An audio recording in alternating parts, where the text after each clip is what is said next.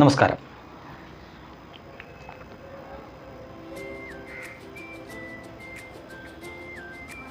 നിങ്ങളിപ്പോൾ ഈ ദൃശ്യങ്ങളിൽ കാണുന്നത് അർനൻ ഷെയ്ഖ് എന്ന് പറഞ്ഞ ഒരു സോഷ്യൽ മീഡിയ ഇൻഫ്ലുവൻസറാണ്. അയാൾ ഈ ഹിന്ദി ബിഗ് ബോസിലൊക്കെ പങ്കെടുത്തിട്ടുണ്ട് എന്ന് പറയുന്നു.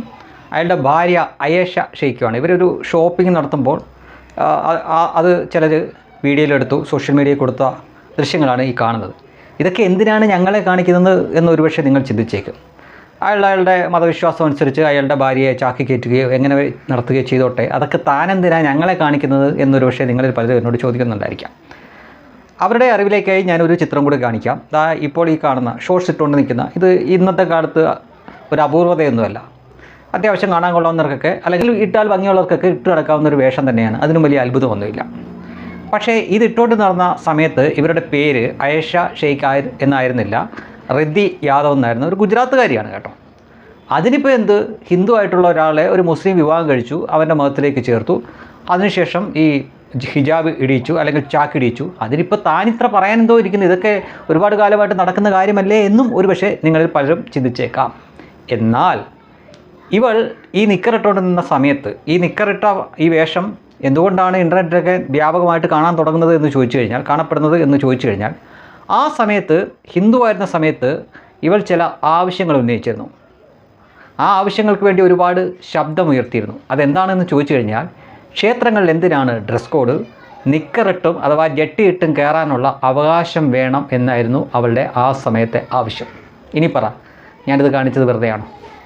അതായത് ഹിന്ദുവായിട്ട് ജീവിച്ചിരുന്ന കാലത്ത് ക്ഷേത്രങ്ങളിൽ കയറാൻ വേണ്ടിയിട്ട് ഷോർട്സ് വേണമെങ്കിലും ഉപയോഗിക്കാം, അതിനിപ്പോൾ എന്താ കുഴപ്പം എന്ന് പറഞ്ഞുകൊണ്ടിരുന്നവൾ ഒരു ഇൻഫ്ലുവൻസറെ, ഒരു മുസ്ലിം നാമധാരിയായിട്ടുള്ള ഒരാളെ പരിചയപ്പെട്ടു, പ്രേമിച്ചു, വിവാഹം കഴിക്കുന്നതിന് മുമ്പ് തന്നെ മതം മാറി, അതിനുശേഷം ഒരു കുട്ടി കൂടി ആയിക്കഴിഞ്ഞപ്പോൾ കാണപ്പെടുന്ന വേഷമാണിത്. ഹിന്ദുവായിരുന്ന സമയത്ത് ക്ഷേത്രത്തിൽ നിക്കറിട്ട് വരെ കയറിയാൽ എന്താണ് കുഴപ്പം എന്ന് പറയാനുള്ള സ്വാതന്ത്ര്യം വരെ ഉണ്ടായിരുന്ന ഒരു സ്ത്രീ മുസ്ലിം ആയിക്കഴിഞ്ഞപ്പോഴുള്ള മാറ്റമാണ് നിങ്ങൾ ഈ കണ്ടത്. ഇനി പറ, ഞാൻ വെറുതെ കാണിച്ചതാണിത്. ഇത് ലക്ഷോപലക്ഷം അല്ലെങ്കിൽ കോടിക്കണക്കിന് വരുന്ന കാഫിറുകളായിട്ടുള്ള സ്ത്രീകൾ ഇരുന്ന് ചിന്തിക്കേണ്ട കാര്യമാണ്. നിങ്ങൾക്ക് നിങ്ങളുടെ മതം തരുന്ന സ്വാതന്ത്ര്യം ഒരു കാലത്തും ഇസ്ലാം തരില്ല. അതിവിടുത്തെ പലരും പണം വാങ്ങി മറ്റ് പാരിതോഷികങ്ങൾ വാങ്ങി ഇസ്ലാമിൽ സ്ത്രീകൾക്ക് ഭയങ്കര സ്വാതന്ത്ര്യമാണെന്ന് പറയും. ഒരു മാങ്ങാത്തൊലിയുമില്ല. ആ പെണ്ണിന് റിദ്ധി യാദവ് എന്ന പേരിലിരുന്നു കൊണ്ട് ക്ഷേത്രത്തിൽ ഞാൻ ജട്ടിയിട്ടുകൊണ്ടും കയറുമെന്ന് പറയാനുള്ള സ്വാതന്ത്ര്യം ഉണ്ടായിരുന്ന അവൾ മുസ്ലിമിനെ വിവാഹം കഴിച്ച് അങ്ങോട്ടേക്ക് പോയപ്പോൾ അവൻ എല്ലാ സ്വാതന്ത്ര്യത്തോടു കൂടിയും നടക്കുന്നു. നോക്കുക, അവൻ എല്ലാ സ്വാതന്ത്ര്യത്തോടെയും അവൻ അകത്തൊരു ബനിയൻ ഇട്ടിട്ടുണ്ട്, പിന്നെ ജാക്കറ്റ് ഇട്ടിട്ടുണ്ട്, പാൻറ് ഇട്ടിട്ടുണ്ട്, ഏറ്റവും മോസ്റ്റ് മോഡേൺ വേഷത്തിലൊക്കെയാണ് അവൻ നടക്കുന്നത്. പക്ഷേ അവൻ്റെ ഭാര്യ കണ്ണ് മാത്രമുണ്ട് പുറത്ത്, ബാക്കി മുഴുവൻ മൂടിയാണ് നടക്കുന്നത്. ഇതായിരുന്നു അവസ്ഥ. ചില പെൺപിള്ളേർ പ്രേമം ഇങ്ങനെ കൊടുമ്പിരി കൊണ്ടിരിക്കുന്ന സമയത്ത് പറയും, അയ്യോ എൻ്റെ ഫൈസൽ അങ്ങനെയല്ല, എൻ്റെ ഇക്കാക്ക അങ്ങനെയല്ല, എൻ്റെ മുനീർ അങ്ങനെയല്ല, എൻ്റെ എന്താ പറയുക ഷുക്കൂർ അങ്ങനെയല്ല, പുള്ളി മറ്റു മതസ്ഥരെ പോലെ അല്ലെങ്കിൽ മറ്റ് മതവിശ്വാസിയെ പോലെ അത്ര ഇതൊന്നുമല്ല, എൻ്റെ ഇഷ്ടങ്ങളൊക്കെ നോക്കുന്ന ആളാണ് എന്നൊക്കെ പറയും.